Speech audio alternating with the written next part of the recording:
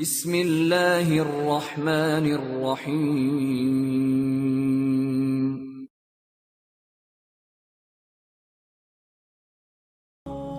جمال الوجود بذكر الإله وتصفو الحياة بنور هداه جمال الوجود بذكر الإله وتصفو الحياة بنور هداه وتطلب نفس له طاعة ويبلغ سعد إلى منتهى.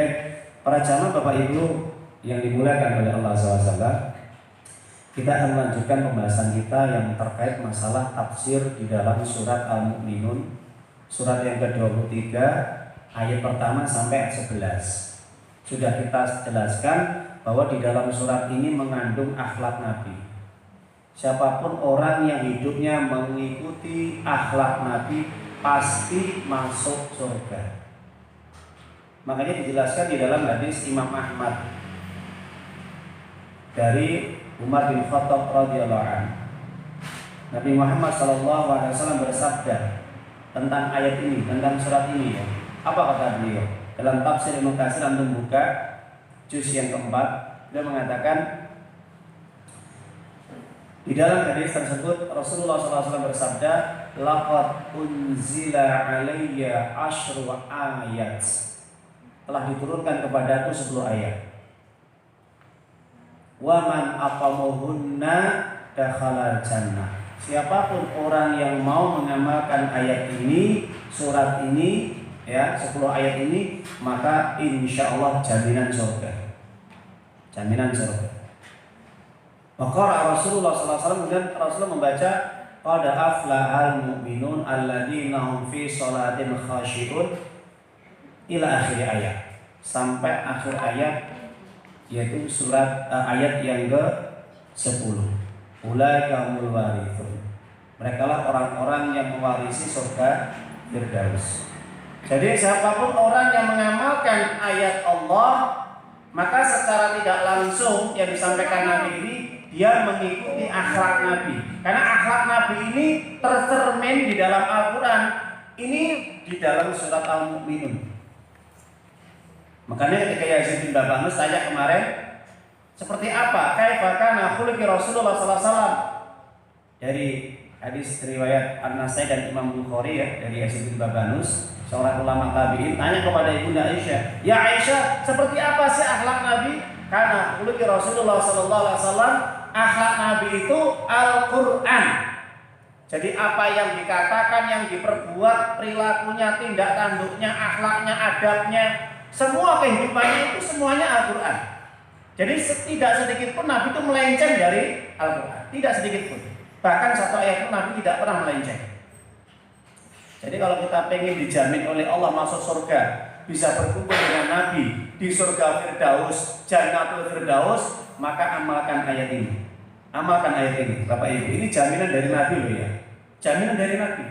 Nanti dibuka lagi Al-Qurannya, surat Al-Mu'minun, kalau ada tafsir, pelajari tafsirnya.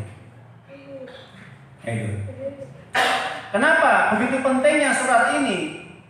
Karena satu, akhlak Nabi, yang kedua jaminannya surga Firdaus. Gak main-main lah ya. Allah langsung menjanjikan surga Firdaus. Makanya dijelaskan di dalam hadis Imam Bukhari dan Imam Muslim dari Abu Hurairah radhiyallahu anhu.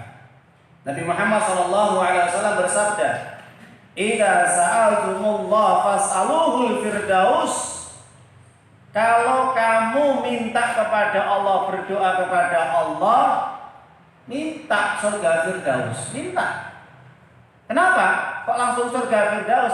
Fa innahu a'lal jannah awsatul jannah. Karena surga Firdaus ada surga yang paling tertinggi, tengah-tengah surga. Ya, dinamakan tengah-tengah surga itu apa? Antara posisi surga Firdaus itu adalah surga yang paling tinggi, ya, di antara surga-surga yang ke-6, maka di atasnya kata Nabi, wa fawqahu arsyur rahman, yang di atasnya surga Firdaus itu adalah arsy-nya Allah. Arsy-nya Allah, tempat tinggalnya Allah. Ya main-main. Wa minhu yatafajjaru anharul jannah. Di surga Firdaus itu bersumber mili, ya, sumber-sumbernya surga itu berangkatnya dari surga Firdaus semuanya. Jadi mili ke bawah. Coba kalau sumber di atas ini, masuk aja nggak apa-apa, masuk ya. Ya. Jadi surga Firdaus itu mengeluarkan air dari sumbernya itu kemudian sampai ke bawah, ya, ke surga Aden, surga Naim, ya, dan surga-surga yang lain yang ada 8 surga. Masya Allah, ya, surga Firdaus Pak Bu. Jadi kalau kita doa, bagaimana doanya? Allahumma inni as'alukal jannatal firdaus. Allahumma inni as'alukal jannatal firdaus. Ya Allah, aku memohon kepadamu surga Firdaus. Jangan kita mohon surga Aden, Firdaus langsung. Enggak usah surga Naim, langsung Firdaus yang paling tinggi. Ini adalah hadis Imam Bukhari dan Muslim yang dicatat oleh Ibnu Katsir dalam tafsir Al-Qur'anul Azim. Ya. Tapi para jamaah ini rahmatullah SAW. Kita akan melanjutkan penjelasan tafsir di dalam surat Al-Mu'minun. Mana sudah kita jelaskan syarat untuk masuk surga Firdaus dan bisa bertemu dengan Nabi Muhammad SAW di Telaga Al-Kautsar, dan kita masuk bagian daripada kriteria akhlak Nabi. Kita mengikuti meneladani akhlak Nabi, maka syaratnya yang pertama apa? Yaitu kita harus memiliki sifat mukmin dalam diri kita. Sifat orang mukmin yang dijelaskan oleh Allah di dalam ayat pertama pada Al-Mu'minun kemarin sudah kita jelaskan. Harus taat, tunduk, patuh kepada Allah. Apapun kata Allah dan Nabi harus diikuti. Tidak boleh ada pilihan yang lain.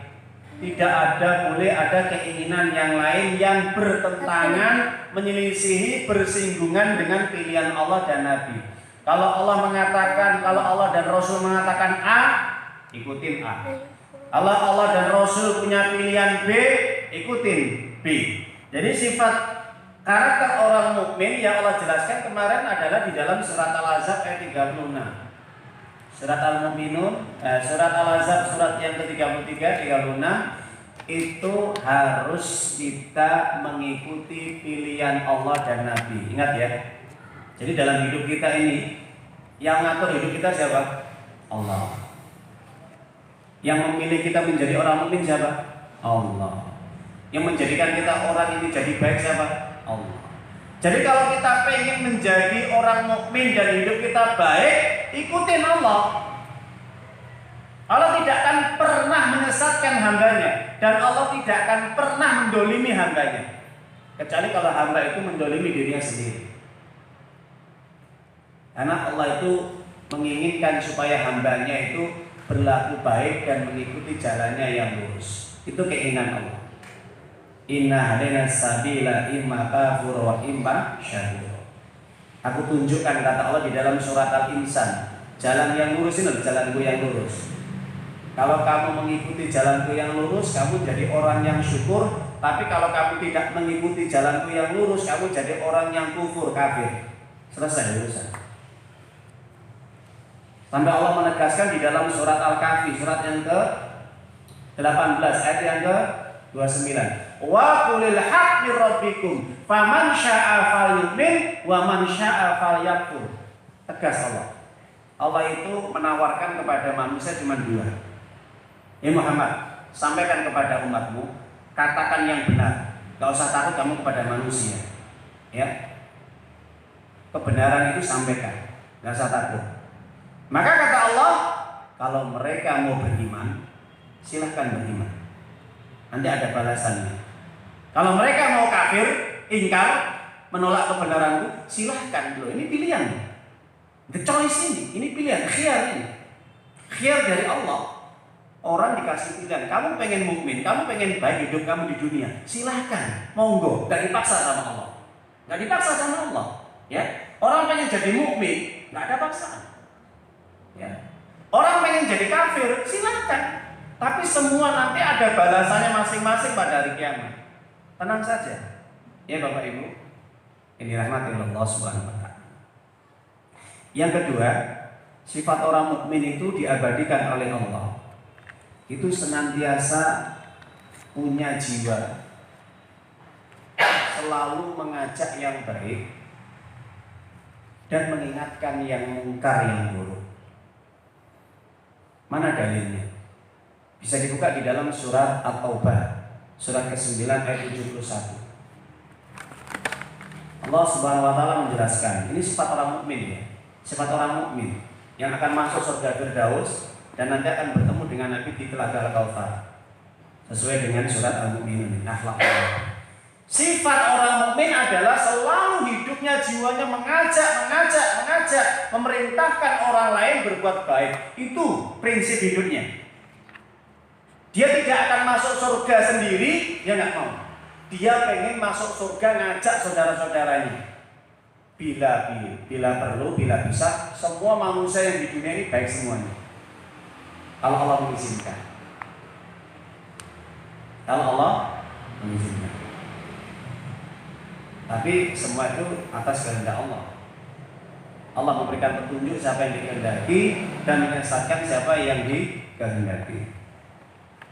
Makanya diabadikan di dalam surat At-Taubah ayat 71, surat ke-9, nanti bisa dibuka di rumah ya. Apa kata Allah? Wal mu'minun wal mu'minat ba'duhum awliya'u ba'd. Apa kata Allah? Orang mukmin laki-laki dan orang mukmin perempuan antara satu dengan yang lain, sebagian mereka itu menjadi apa? Aulia, penolong. Saya ketika membaca tafsir dari 4 tafsir ini, Imam At-Tabari, Imam Qurtubi, Abdurrahman Asy-Sya'di dan juga Ibnu Katsir, yang dimaksud aulia ini adalah nusrah, ansor, saling tolong menolong. Dan al-mahabbah, saling mencintai. Saling mencintai juga saling membantu dan tolong menolong. Dalam apa? Fil khair wat ta'ah wal ibadah. Tolong menolong, saling membantu dalam kebaikan. Bukan tolong menolong dalam kejahatan. Makanya sampai Allah jelaskan di dalam surat apa? Al-Maidah surat yang kelima ayat 2. Ta'awanu 'alal birri wat taqwa wa la ta'awanu 'alal itsmi wal udwan. Coba perhatikan. Di akhir ayat ini Allah menutupnya, Muhammad, hendaknya engkau senantiasa menjadi orang yang senantiasa tolong menolong dalam kebaikan dan ketaatan kepada Allah. Jangan kamu sekali-kali Muhammad dan umatmu tolong menolong dalam kejahatan, kemaksiatan dan kekafiran. Kalau kamu tolong menolong dalam perbuatan kejahatan, dosa, ingat akan aku azab semuanya. Jadi Bapak Ibu, kita hidup ini sebenarnya simpel ya. Pengen baik itu mudah, pengen buruk juga mudah. Apalagi Allah sudah memberikan fasilitas kita ini apa? Jawab, HP. Caranya bagaimana? Anda tinggal men-share, mengirimkan kalau ada di situ info pengajian, share. Sudah berapa kebaikan yang Anda terima? Ketika orang tadi datang ke pengajian, nggak punya HP, cukup lisan. Pak, Bu, enten pengawasan nggih, mungkin dalu wonten Masjid Al-Futuhat, selesai. Dia sambung menyambung, ngabari yang lain. Pak, Bu, Mas, nanti ada pengajian di mana? Al-Futuhat. Kalau dia datang, pahalanya sampai 700 kebaikan. Kalau tidak datang, Anda cukup dapat 1. Ngabari saja sudah dapat 1 loh ya. Meskipun dia nggak datang, butuh syar'i atau memang nggak mau. Sampai datang, pahalanya sama sebagaimana yang dia terima dari orang yang dia ajak. Enak sih sebenarnya, hidup itu simpel saja. Pengen baik, mudah. Pengen buruk, mudah. Tinggal pilih kita. Makanya Nabi SAW menjelaskan kebaikan ini ya. Kebaikan. Man dalla ala khairin falamithlu ajri fa'ili. Di dalam hadis Imam Muslim dijelaskan, siapapun orang yang menunjukkan kebaikan Pak, Masjid Al-Huda itu mana sih? Oh, ini kok. Perapatan jenengan Gilang SPP. Lara dosa. Itu pengajian itu. Iya. Anda dapat kebaikan. Meskipun Anda nggak bisa hadir karena sakit atau mungkin karena ada uzur. Sekedar menunjukkan saja. Dan kebaikan pahala yang diperoleh orang yang tadi datang tadi. Kalau Anda ngajak 100 kali 700 berapa? Sama, ketika Anda menunjukkan keburukan, mana Pak gerejanya? Oh, sana gerejanya. Anda dapat dosa. Loh, kenapa? Orang Anda tunjukkan kepada tempat yang dimana mereka menyembah selain Allah. Pak, mana tempat lokalisasi? Oh, sana. Ini masuk gang, nanti antum ke sana. Sama dosanya. Loh, itu dosanya nggak berhenti loh ya. Nggak berhenti loh. Dosa itu nanti akan mengalir terus. Sama sebagaimana Anda menunjukkan kebaikan. Kita sudah mati, ya. Kita membujur di liang lahat, tapi pahala mengalir terus. Kenapa? Karena yang kita tunjukkan itu terus mengamalkan kebaikan-kebaikan yang pernah kita tunjukkan. Masya Allah. Pilih mana? Ya, gampang simpel sebenarnya. Gak ribet sebenarnya. Jadi orang Islam itu gak ribet. Nah, makanya aulia ubah domba. Jadi tolong menolong dalam kebaikan. Kita ngajak sedekah, kita ngajak sholat jamaah, kita ngajak ngaji, kita ngajak apapun supaya orang itu ingat kepada Allah, itu pahalanya mengalir terus. Makanya sampai diabadikan di dalam ayat Allah surat At-Tin ya, supaya kita tidak menjadi orang yang paling rendah hidup kita nanti pada hari kiamat, dan masa tua kita enggak masa tua yang hina. Maka amalkan, kata Allah, illal ladzina amanu wa 'amilus shalihati falahum ajrun ghairu mamnun. Ayat apa enggak ini? Apa enggak? Apa? Praktekkan, amalkan dalam kehidupan kita. Kenapa kita nggak pengen jadi orang yang paling rendah? Karena sebelum ayat ini diawali tsumma radadnahu asfala safilin. Kemudian kami kembalikan mereka ke tempat yang paling rendah. Paling rendah ya, bukan rendah, paling rendah. Mana? Neraka. Satu. Yang kedua, masa tua yang hina, merepotkan orang banyak, merepotkan orang di rumah. Jangan sampai. Itu orang yang rendah, hina. Kenapa? Karena masa hidupnya nggak pernah dia ibadah, nggak pernah dia taat. Ketika dikasih kesehatan, dia nggak pernah gunakan kesehatan lagi untuk banyak ibadah kepada Allah. Akhirnya dihinakan sama Allah masa tuanya. Ya, masa tua yang merepotkan orang banyak, merepotkan dalam keluarga. Kenapa? Semasa dia masih sehat-sehatnya nggak pernah untuk ibadah. Makanya Ibnu Rajab Al-Hambali, ulama salaf dulu, ada yang masa tuanya sampai dia dikasih umur 100 tahun, tapi nggak kalah dengan anak muda larinya. Kenapa? Karena masa mudanya digunakan untuk banyak ibadah kepada Allah, sehingga Allah muliakan masa tuanya. Sebaliknya, ada orang yang dikasih umur hanya 40 tahun atau 50 tahun, kalah dengan yang 100 tahun. Dia ini sudah merepotkan orang banyak, menyusahkan. Kenapa? Semasa mudanya nggak pernah digunakan untuk ibadah kepada Allah. Akhirnya Allah hinakan masa tuanya. Jadi para jamaah, itulah gambaran. Ketika hidup ini, ketika kita masih muda, masih sehat, masih seger buger, masih kuat, kita nggak banyak ibadah kepada Allah. Tunjukkan ya, sama Allah ditunjukkan, dikembalikan ke tempat yang paling rendah. Makanya kata Allah, illal ladzina amanu, kecuali mereka yang beriman dan beramal saleh. Mereka dapat pahala yang mengalir terus mengalir, tidak akan terputus sampai hari kiamat. Hari kiamat selesai sudah diputus. Pahala itu selesainya sampai hari kiamat. Pahala ya, sama dosa itu juga sampai hari kiamat. Itu dosa jariah dan pahala jariah. Baru kalau sudah hari kiamat datang, sangkakala ditiup yang kedua, baru putus sudah. Baru nanti ditentukan timbangan amal, mizan dan yang lain, pengadilan Allah. Tapi kita masih di alam kubur nanti Pak. Kita ngajak orang baik, kita ngajak orang sholat, ngajak ngaji, ngajak sedekah, ngajak ibadah apapun, itu terus kita dapat kucuran dana pahala. Meskipun kita ini sudah di liang lahat, meskipun kita sudah hancur ya badan kita ini, tapi pahala terus mengalir. Atau sebaliknya, kita dapat dosa terus mengalir karena kita ngajak keburukan dan maksiat, ngajak orang minum, ngajak orang zina, ngajak orang meninggalkan sholat, ngajak orang membenci dakwah, ngajak orang memusuhi orang-orang soleh. Ini dosanya terus mengalir sampai hari kiamat. Itu tidak akan putus. Putus baru nanti tiupan sangkakala yang kedua, baru selesai. Nah, itu. Jadi orang mukmin itu ya senantiasa dia mengingatkan, saling mengingatkan.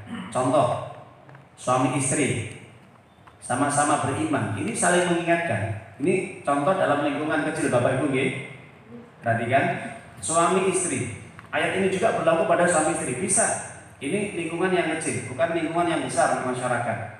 Suami istri kalau sama-sama mukmin ini pasti dia akan ya'muruna bil ma'ruf wa yanhauna 'anil munkar, kata Allah. Sifat orang mukmin dalam keluarga ini, kalau suami istrinya mukmin, suaminya mukmin, istrinya mukmin, bertakwa kepada Allah, pasti dia mengingatkan kebaikan. Pak, adzan itu loh Pak, ayo tinggalkan jual belinya dulu, datangi panggilan Allah. Itu istri yang beriman, itu istri yang mukmin. Dan itu simpanan yang paling berharga, kata Nabi. Kanzun min kunuzillahi ta'ala. Perhiasan yang paling istimewa adalah apa? Mar'atun sholihatun tu'inu ala zawji dini. Membantu, menolong suaminya dalam mentaati Allah. Bapak Ibu, saling tolong menolong di dalam keluarga. Ya, orang kok, Pak, kalau pembelinya banyak loh Pak. Kalau layanan dilayani itu, padahal sudah azan sampai selesai sholat jamaahnya, sibuk dengan pekerjaan. Istri nggak pernah mengingatkan untuk berbuat kebaikan, malah diingatkan untuk sibuk urusan dunia. Ini bukan istri solehah Pak, bukan istri solehah. Sama, suami ya gitu, nggak ingatkan istrinya. Ketika istrinya berbuat maksiat, serong, istrinya ngobrol dengan tetangganya yang bukan mahramnya, suami tetangganya enak-enakan, asik berduaan, ya duduk berduaan, suaminya nggak ingatkan kalau itu maksiat, ya sudah. Maka ini bukan suami yang soleh, bukan suami yang mukmin. Istri ketika berbuat maksiat nggak sholat dibiarkan, istri ketika keluar rumah tidak menutup aurat itu dibiarkan. Ini suami yang tidak soleh. Kenapa? Karena rela kalau istrinya nanti ini dihukum sama Allah. Bapak Ibu, kalau ada keluarga kita ini dihukum sama orang itu, dilecehkan, dihinakan, itu kita marah nggak? Pasti marah. Bagaimana nanti yang menghukum Allah? Kita rela nggak? Kalau ada keluarga kita dihukum sama Allah, nggak rela kita. Makanya jadilah aulia apa? Saling tolong membantu, tolong menolong dalam kebaikan. Jangan sampai ada keluarga kita masuk neraka, itu harapan kita. Jangan sampai istri kita, anak kita, keturunan kita semuanya jangan sampai masuk neraka. Caranya bagaimana? Jadilah pemimpin yang soleh. Ar-rijal qawwamuna 'alan nisa. Laki-laki suami pemimpin bagi istri-istrinya dalam kebaikan, membimbing, mengarahkan, mengingatkan, mengawal, memelihara, jadi guru. Ya. Suami jadi guru. Ya itu. Ya'muruna bil ma'ruf wa yanhauna 'anil munkar. Ini sifat orang mukmin Bapak Ibu nggih. Nah, jadilah kita menjadi orang yang memiliki sifat yang digambarkan oleh Allah di dalam ayat ini. Ya. Jadi jelas, mulai hari ini dan seterusnya, tanamkan dalam diri kita jiwa yang mengajak kepada kebaikan, mengingatkan yang mungkar. Kalau ada melenceng, maksiat, ada kesyirikan, istri kita yang senengannya berbuat syirik, percaya dengan paranormal, dukun, datang ke paranormal, dukun, orang pintar, masih pakai jimat, masih nyadran-sadran, masih menggunakan larung sesajen apa saja, masih dia menolak hukum Allah, gak terima dengan hukum Allah, itu diingatkan. Ya, ayo cegah. Ada istri kita ini celometan, guyon atau bercanda dengan ayat-ayat Allah atau hadis Nabi, ini diingatkan. Ya, jangan kita malah ikut-ikut tertawa. Jadi kalau ada saudara kita di samping kita ngobrol, kok dia main ayat-ayat Allah, atau dia ini melanggar aturan Allah, atau dia ini kelihatannya kok menghinakan ayat-ayat Allah, maka segera untuk diingatkan. Jangan sampai kita diam. Kalau kita diam, maka jelas ya, ini menunjukkan bahwa kita ini rela dengan kemaksiatan tadi. Kita duduk ngobrol di sini, ada teman kita ini ya ngomong masalah wanita terus, ingatkan. Kalau kita nggak bisa ingatkan, caranya keluar. Di situ ada kemaksiatan, kita nggak berani ingatkan, keluar. Berani ingatkan, maaf, jangan bicara masalah ini, bicara yang lain. Nah, jadi Bapak Ibu, ada anak kita, istri kita, atau saudara kita melihat hal-hal yang tidak baik, porno-porno, gambar-gambar yang tidak baik, atau mungkin nyanyian-nyanyian atau musik yang di situ bisa menghilangkan rasa takut kita pada Allah, ingatkan. Saling mengingatkan, itu prinsip sifat orang mukmin. Jadi kalau kita nggak mengingatkan, ada keluarga kita, saudara kita yang dia berbuat kemungkaran, maksiat, maka ini bukan sifat orang mukmin yang tercermin di dalam Al-Quran surat At-Taubah ayat yang ke-71. Maka jangan berharap masuk surga Firdaus, karena dia tidak punya akhlaknya Nabi. Ya, Nabi itu orangnya itu ruhamah, kasih sayangnya luar biasa, cintanya kepada sahabatnya, kepada umat itu luar biasa. Nabi nggak bisa tidur, Nabi nggak bisa makan sampai umatnya bisa tidur dan bisa makan. Nabi pernah mengganjal perutnya 2 hari karena nggak makan. Kenapa? Karena mikir umatnya sudah makan belum semuanya. Kita pernah mikir? Tidak pernah. Kita pernah mikir saudara kita? Belum tentu. Nabi setiap hari mikir. Tapi Nabi kalau ada sahabatnya atau umatnya berbuat maksiat, Nabi paling marah. Nabi paling marah. Kenapa? Nabi sampai mengatakan, innal mu'min yuhor. Orang mukmin itu harus punya sifat cemburu. Cemburunya bagaimana? Sampai ada aturan Allah yang dilanggar, dia harus cemburu. Ya, mungkin itu yang kita sampaikan pada kesempatan malam hari ini. Ini saya terangkan bagaimana sifat orang-orang mukmin yang tercermin di dalam surat At-Taubah ayat 71. Nanti dibuka lagi di rumah, difahami ayatnya, direnungi. Kalau ada tafsirnya, dibuka tafsirnya. Mudah-mudahan kita masuk dalam ayat ini, surat At-Taubah ayat 71. Tanamkan dalam diri kita senantiasa mengajak yang baik, taatan kepada Allah, dan menghentikan kalau ada kemaksiatan atau keburukan dalam keluarga kita atau saudara kita. Semoga bermanfaat apa yang kita sampaikan. Kalau ada kekurangan, saya istighfar kepada Allah dan juga memohon ampun kepada Allah dan minta maaf kepada antum sekalian atas kekurangan saya. Kalau ada kelebihan itu datangnya dari Allah dan juga dari Nabi kita yang mulia sallallahu alaihi wasallam yang wajib kita terima. Alhaqqu bi rabbika fala takunanna minal mumtarin. Kita tutup dengan bacaan hamdalah. Alhamdulillahirabbil alamin. Subhanaka Allahumma wa bihamdika asyhadu an la ilaha illa anta astaghfiruka wa atubu ilaik. Assalamualaikum warahmatullahi wabarakatuh.